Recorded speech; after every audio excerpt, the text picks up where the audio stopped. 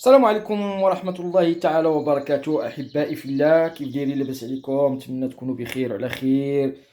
نتأسف عن هذا التأخير الطويل.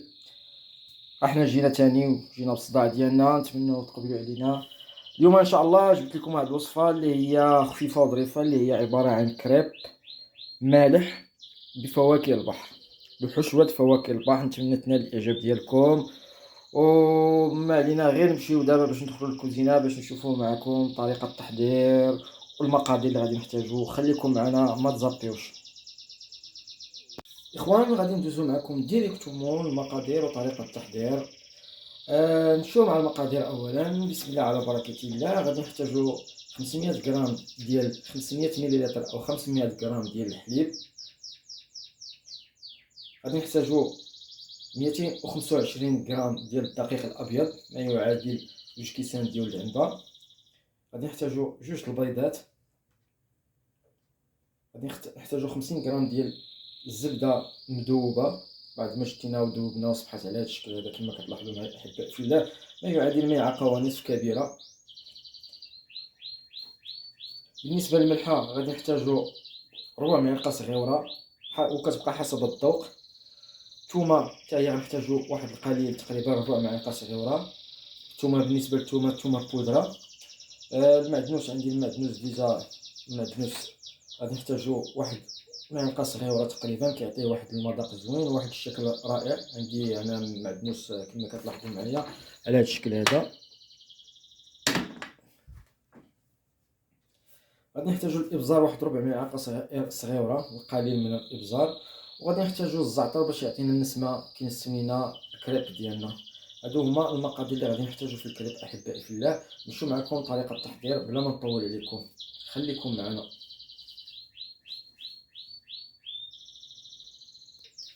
اخوان، على بركه الله، في خلاط كهربائي على هذا الشكل هذا غادي نشدو البيض ديالنا، غادي نهرسو البيض ديالنا في الخلاط ديريكتومون.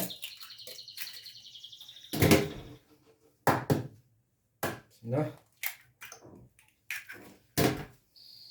نضيفو عليه الحليب ديالنا، يعني المكونات كاملين غادي نخلطوهم ومن نخلطوهم دقه واحده. غادي نزيدو عليهم الدقيق.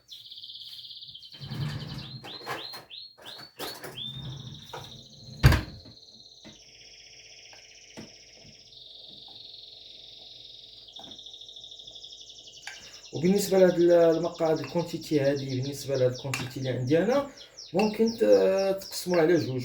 الا جاتكم كثيره ممكن تقسموها على جوج احبائي في الله، ديروا النص ديال هاد الكونتيتي اللي درت انايا. عندنا الزبده بعد ما ذوبناها وصبحت على هذا الشكل هذا، حتى هي غادي نضيفوها.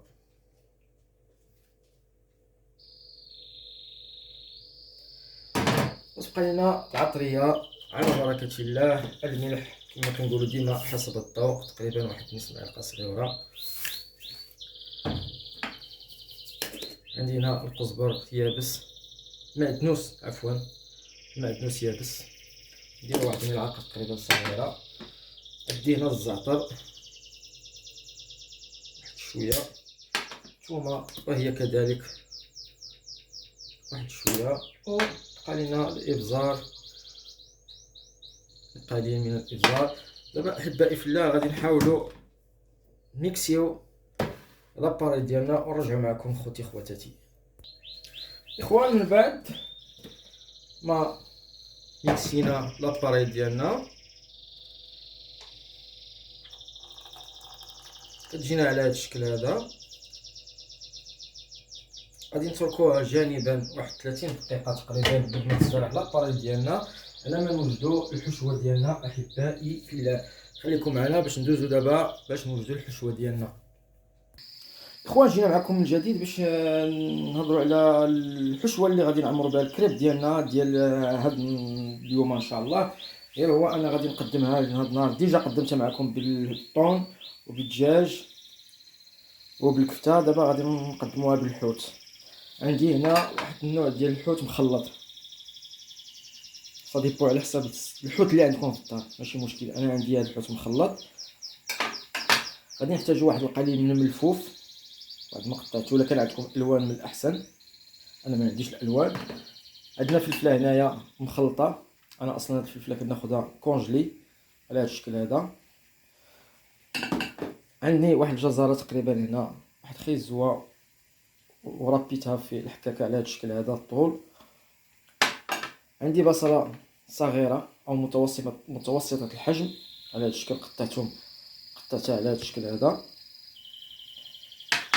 الزيتون شرائح على هاد الشكل هذا احبائي في الله. وعندي هنا تقريبا واحد المعلقه ونص مخلطه بين المعدنوس والقزبر. بالنسبه لي زيت بيس، بالنسبه للعطريه غادي نحتاجو الملح حسب الذوق، غادي نحتاجو الزيت اللي هو زيت المائده وزيت الزيتون مخلطين مع بعضياتهم. غادي نحتاجو الابزار، قليل من الابزار. والسودانيه عندي انا هاد السودانيه هذه كتبقى اختياريه. عندي صوص ديال الصوجا او صوص صويا صوص، غنحتاجو واحد المقدار شويه. وعندي هاد لاصوص هادي تاع الحوت، صوص دو بواسون، هادي كتبقى اختياريه، كاينه كتعطي واحد المذاق زوين، كنديرو منها قليل جدا، ما كايناش غادي نستغناو عليها بكل سهوله وبكل تواضع. هادو هما المقادير اللي غادي يخصونا احبائي. كاينين شي اضافات اللي بغيتو تزيدوهم ممكن تزيدوهم، انا غادي نكتفي بهاد المقادير اللي عندي هنايا. نمشيو ديريكتومون. اول حاجه غادي نديرو هو اننا كنشدو كاسرونه، كنديرو فيها الماء على هاد الشكل هذا حتى كتسخن مزيان. ملي كتسخن مزيان كنضيف عليها الحوت ديالنا كما كتلاحظوا معايا احبائي. الا كنشد انا كاسرونه كندير فيها الماء حتى كتسخن مزيان، كنشد الحوت ديالي، كنحيدها من فوق البوطه، وكنضيف الحوت ديالي بحكه لمده، نخليها 5 دقائق على هذا الشكل هذا. 5 دقائق من بعد غادي نصفيها. على هذه الطريقه هذه اللي كنديروا احبائي في الله، كتخلي الحوت طري، كتخليش ما كيتخليش معلك، ما كيجيش معلك، كيجي فري طري وحتى كيدوب في الفم. فهمتوني؟ واش فهمتوني ولا فهمتوني؟ غادي نخليه واحد 5 دقائق، وغادي ندوزو باش نوجدو العماره ديالنا او الحشوه ديالنا. ما تدوش عليا كنديكالا في الهضره ديالي، شحال هادي ما بقيت درت شي فيديو. يلا احبائي في الله اوني فا. اخوان المقلاه ديالنا بعد ما شعلنا على البوطه غنضيفو فيها القليل من الزيت مخلط بين زيت المائده وزيت الزيتون اللي هو زيت العود، زيت السيور. غادي نديروها فوق تقريبا واحد 2 معالق كبار. من بعد غادي نضيفو عليهم البصله ديالنا باش تقلى لينا البصله.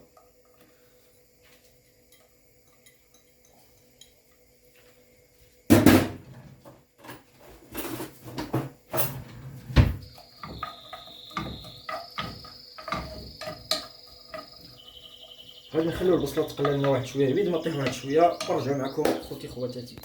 من بعد اخوان طحتنا البصله واحد شويه غنضيفو عليها الملفوف ديالنا، كلشي ديالنا كلشي ديال الله. شوف كيشد واحد شويه الطياب، وبقاو غادي تدريجيا انا نقلبو كوزينه بروفيسيونيل. غادي نخليوها واحد شويه ونعاودو باش نرجعو معكم. خليكم معنا شو دقه. اخوان من بعد غادي نزيدو الفلافل ديالنا،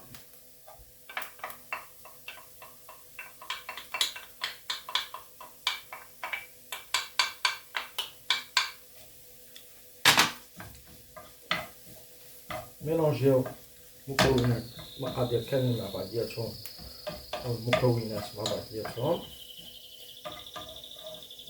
ونرجعوها ناقص على البوطه هنايا. غادي نعاود نزيد نجهد واحد شوي بين وبين، ما تكونش مجهده بزاف باش ما يتحرقوش لينا الخضروات ديالنا. غادي نتركوها واحد شويه ونرجعو معكم اخوان. من بعد غنضيفو الجزر ديالنا، ودابا درنا جميع الخضروات ديالنا.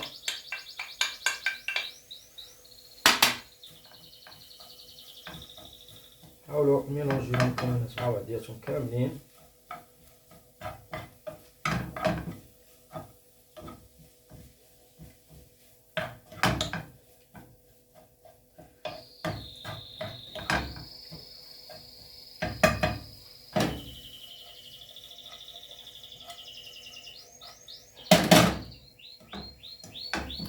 ونخليو ونخلوهم يطيبوا لنا على خاطرهم احبائي في الله، ونرجع معكم بعد ما طيب الخضره ديالنا، بعد ما يدخل الطياب ونرجع معكم اخوان. من بعد غادي نضيفوا الحوت ديالنا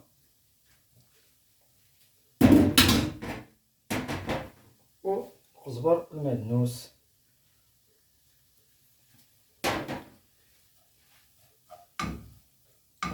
كما كتلاحظوا معايا الحوت انا ديجا راه سلقته، يعني ما غاديش ياخذ بزاف د الوقت.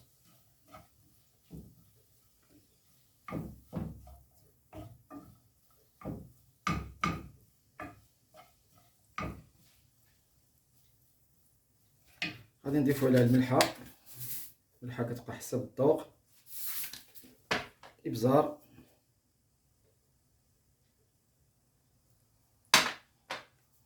الحار السودانيه هذا اختياري. غادي نضيف الصوص ديال الصوجا قليل، وغنضيف الصوص ديال البواسون.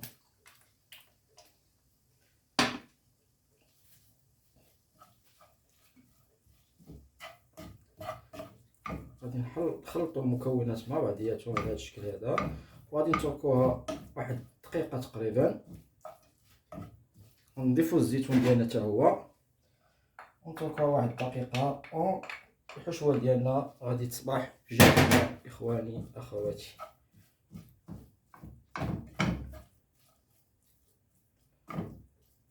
تركوها واحد الدقيقه تقريبا حتى 2 دقائق ونرجع معكم خوتي خواتاتي. اخوان الحشوه ديالنا كما كتلاحظوا معايا ها هي جاهزه، طفينا عليها البوطه دابا كتجي على هذا الشكل هذا. غادي نتركوها جانبا، وغادي ندوزو معكم المرحله ديال الطهي ديال الكريب ديالنا. خليكم معنا احبائي في الله. اخوان بالنسبه لاباري ديالنا بعد ما جلسات واحد تقريبا واحد نصف ساعه، المهم نخليوها تستراح.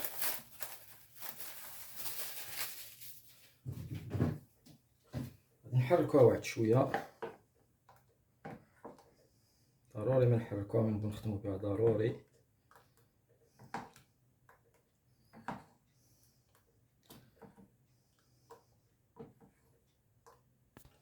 اخوان غادي نحتاجو واحد المقلاة ديال الكريب على هذا الشكل هذا. هاد ما شعلنا على البوطه غادي نضيفو عليها القليل من الزيت،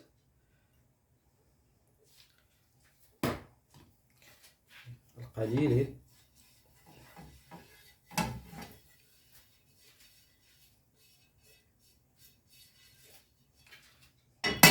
بهذا الشكل هذا احبائي في الله.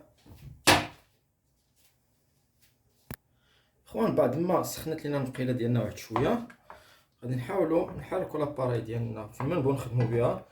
نستعملوا واحد المغرف ونهزوا القياس ديالنا على هذا الشكل هذا، ونحاولوا اون طو كنخويو وكنحركوا تنشدوا تشد الكريب لا فورم ديالها اللي بغينا على هذا الشكل هذا.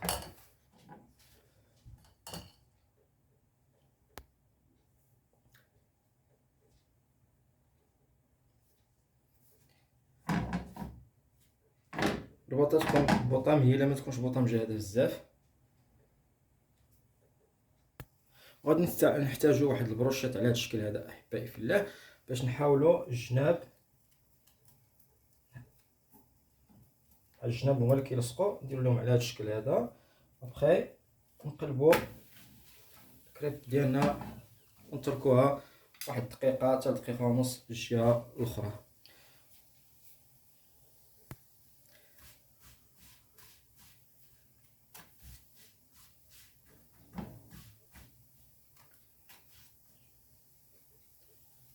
هذه هي الكريبه ديالنا احبائي في الله، كتجينا على هذا الشكل.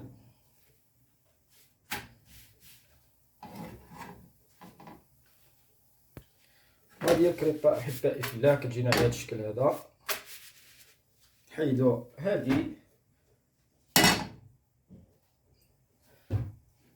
ندهنو واحد شويه الزيت، غير واحد شويه، نعاودو نفس العمليه. نحركو لاباري ديالنا، نهزو واحد المغرفه تقريبا القياس اللي غادي نحتاجو، و اون ميم طون كنخويو وكنحركو على هذا الشكل هذا حتى كتشد لافورم ديالها الكريبه ديالنا، ونتركوها فوق النار.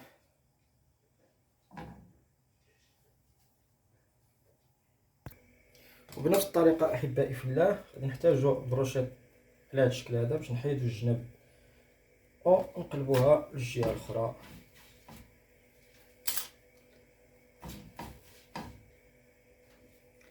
والكريب ديالنا ها هو حاضر ناظر.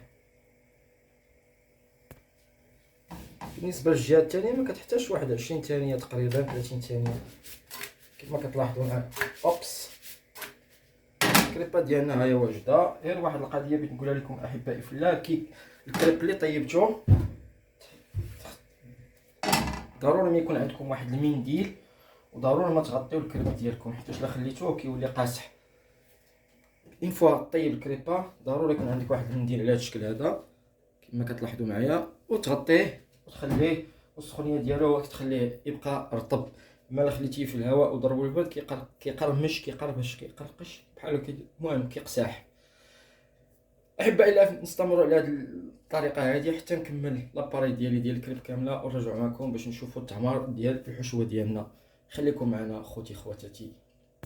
اخوان كما كتلاحظوا معنا هذا هو الكريب ديالنا بعد ما طيبناه، كيجي على هذا الشكل هذا.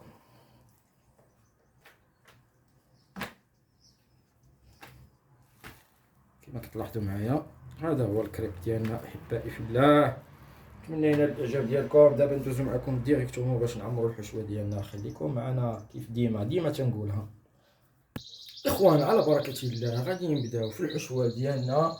بسم الله. غادي ناخذ الاولى، غادي ناخذها على الجهه اللي محمره مزيان اللي هي هذه كما كتلاحظوا معايا. وغادي نديرو الفرomاج. بالنسبه لهذا الفرomاج كيبقى اختياري، انا بغيت ندير الفرomاج ممكن تستغناو عليه، ممكن ديروا اي صوص بغيتو، اختيار كيبقى لكم. كاين اللي ما يبغاش الفرماج بطبيعه الحال. انا غندير جوج فيهم فرماج وشي الاخر ما غنديرش فيه الفرماج. غنديروا الحشوه ديالنا. بسم الله.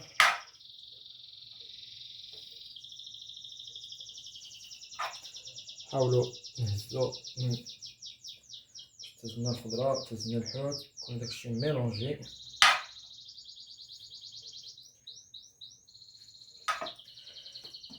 طريقه سهله، كنشدو هاد الجهه مع هاد الجهه بحال الشكل تاع البانيني تماما، وكتبقى الطريقه الاختيار ديالك كل كي كيبغيها. كاين اللي كيبغي داير، كاين اللي كيبغي بريسي بحال هكا، سا ديبون. هذا هو الشكل اخوان اخوات ديال الكريبه ديالنا عامره كتجي يا سلام. والفرماج ممكن اللي بغى يدير الفرماج يديرو، اللي ما بغاش يديرو المهم على حساب بغيتو ديروا الفرماج ممكن تزيدوا الفرماج. ونعاودوا واحده اخرى. هذه غنديروها زعما كاين الفرماج كاري، اللي بغى يدير الفرماج كاري ولا بغى يدير الموزاريلا. راه غادي نديرو على هاد الجهه هادي، غادي نديرو الحشوه ديالنا.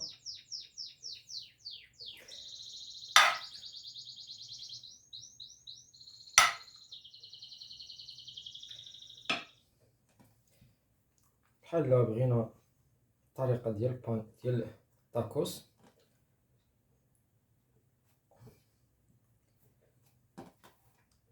وها هي جاهزه على هذا الشكل هذا. احبائي في الله نستمروا على هذا الشكل هذا تنكملوا الشكل ديالنا كامل. ممكن نديروها طويله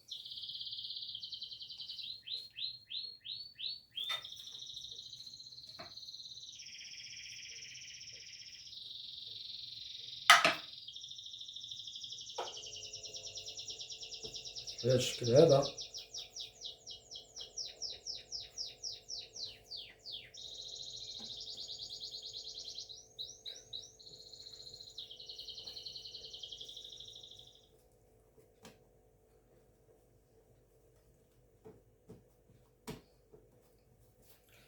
على هذا الشكل هذا اخوان، الاختيار كيبقى لكم. غادي نديرو نص طويل ونص ممكن ديروهم تلت كيما بغيتو ديروا ليه. غادي ديروا ليه الساعه كيبقى الاختيار لكم. غادي نكمل الشكل ديالنا وغادي نرجع معكم خوتي خواتاتي، ما تزابيوش، خليكم معنا. خوان كما كتلاحظوا معنا هذا هو الشكل النهائي ديال الكريب ديالنا ديال اليوم، كيجي على هذا الشكل هذا. نتمنى ينال الاعجاب ديالكم. انا راه بالحق درتو في الكرياد، ما درتوش في المقله. ممكن ديروه في المقله وديروا فيها واحد شويه الزيت باش يجيكم محمر وتكتفيوه بالمقله. انا درتو في الكرياد، شي بورصه جاني على هذا الشكل هذا. كنتمنى ينال الاعجاب ديالكم احبائي في الله. كيجي رائع وزوين وبنين. غادي نقطع معكم واحد وحده باش تشوفوها كي دايره. خليكم معنا خوتي خواتاتي. بسم الله على بركه الله. غادي نختاروا هذه، انتم كتلاحظوا معايا كيجي على هذا الشكل. اخوان اخوات، هذا هو الكريب ديالنا المالح، كيجي على هذا الشكل. نتمنى ينال الاعجاب ديالكم، وفي وصفه قادمه ان شاء الله. وما تبخلوش علينا باللايكات، وراكم نسيتونا بلي جيم، واللي ما مابونيش يتابونا معنا وفعلوا الجرس باش يوصلكم كل جديد. والسلام عليكم، وفي وصفه قادمه ان شاء الله. اعانكم الله. السلام عليكم. لا تنسوا الاعجاب بالفيديو والاشتراك في القناة تشجيعا لنا لنستمر بنشر المزيد إن شاء الله.